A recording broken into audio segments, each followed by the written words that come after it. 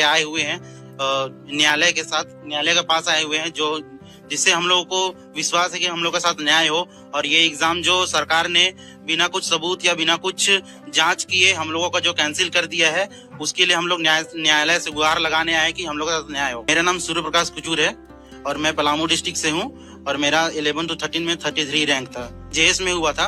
और मैं ये भी बताना चाहता हूँ कि जो हम लोगों के ऊपर एलिगेशंस लगते रहते हैं समय टू समय पर, जो अभी जो प्रोटेस्ट में हम लोगों के ऊपर एलिगेशन लग रहा था या कहीं भी एलिगेशन हमेशा लगती रहती है, जिससे सरकार ने सुन के हम लोगों के ऊपर ये डिसीजन लिया है और ये गलत डिसीजन लिया है, हम लोग के साथ न्याय किया जाए। कल तक हम लोग डिप्टी कलेक्टर थे, आज बेरोजगार हो गए हैं। सरकार ने हम लोग से बहुत ही गलत किया है।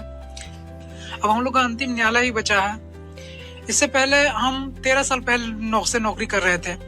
मैं एक नौकरी छोड़ के आया हूँ और इस नौकरी में आया क्योंकि झारखंड सरकार की नौकरी थी, गजेटेड लेवल की नौकरी थी। अब आज के डेट में बेरोजगार हो गया। अगर मुझे जांच होती, मैं गलत होता, मुझे फांसी पे चढ़ा दिया जाता, लेकिन मेरा कोई दोष नहीं, कुछ नहीं। आपने परीक्षा लिया, मैंने पीटी दिया, मेंस दिया, इंटरव्यू दिया। जैसे पीसीएस पास करने में व्यक्ति का पूरा जीवन लग जाता है और पता चला हमको हटाने में 1 सेकंड नहीं लगा। क्या करे आदमी? अब अंतिम यही बचा है, इन्हीं के शरण में है। मेरा नाम टिंकू कुमार दास है, झारखंड प्रशासनिक सेवा, हम देवघर से हैं। सूरज कुमार यादव है, हम गिरिडीह के हैं और मेरा सिलेक्शन एडमिनिस्ट्रेटिव सर्विस में हुआ था। 110 मेरा रैंक है और अभी हम पोस्टेड है दुमका में। मतलब पोस्टेड थे हैं क्या तक कैसे हो गया, क्योंकि हमारे एग्जाम पे ऐसा कोई एलिगेशन था नहीं कि बहुत बड़े स्तर पे इसमें धांधली हुई है, ऐसा कुछ हुआ है। ठीक है, अब उसमें लिखा हुआ ऐसी पेक है कि सीआईडी की जांच में कुछ मिला है, तो क्या मिला है? ठीक है, वो जांच आना चाहिए था और उसमें जो दोषी है उस पर कार्रवाई होनी चाहिए थी। ऐसा नहीं कि सबको हटा दिया जाए, एक प्रक्रिया होती है हर चीज की ना।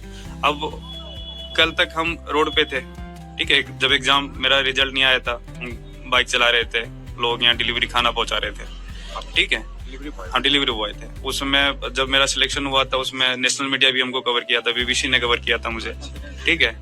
मुख्यमंत्री ने ट्वीट करके मुझे बधाई दी थी।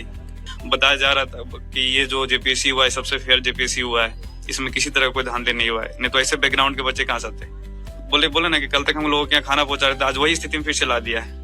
आज मैं फिर से रांची में हूँ, सड़कों पर हूँ। लोग कोर्ट के शरण में आए हुए हैं ताकि कोर्ट हमारे स्थिति को समझे। ये अगर हम ही गलती पाए जाते हैं, आप तथ्य दीजिए, हमको निकाल दीजिए, उसमें कोई डाउट नहीं। मतलब हम निकलने को तैयार है, सब निकलने को तैयार है। इवन सब 342 बच्चे जितने सब तैयार हैं कि हम जांच कराया जाए। बहुत ही गलत है, हमारे लिए भी गलत है, ठीक है, और जो भी प्रशासनिक सेवा उनके लिए भी गलती है कि ये इस तरह से अगर होता रहेगा तो झारखंड में कोई नौकरी करना ही नहीं चाहेगा, सर प्रशासन ठप पड़ जाएगा।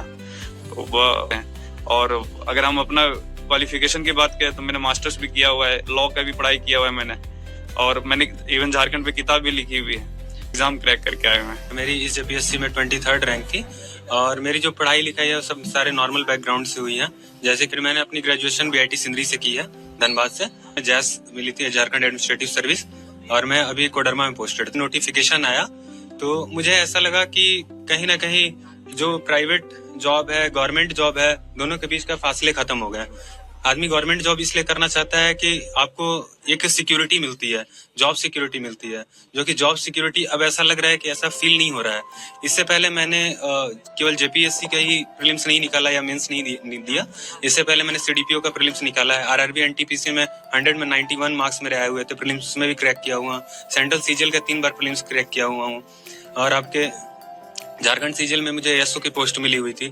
और मैं आप लोगों से बस ये रिक्वेस्ट करना चाहूंगा कि अगर आप कभी भी उन लोगों से मिले, अगर कभी भी देखें उन लोगों को, तो आपको पता चलेगा कि कोई भी ऐसा अयोग्य छात्र या कोई भी ऐसा नहीं आया है जो कि आप लोग के मतलब आप लोगों को लगता है कि आप लोगों ने जो परसेप्शन क्रिएट किया है। और कभी भी ऐसा तो होता ही है कि आपका जब भी रिजल्ट आता है वो बहुत मिनिमम होता है और मैक्सिमम जो मार्क्स होता है वो आपका रिजल्ट साइड में नहीं होता है।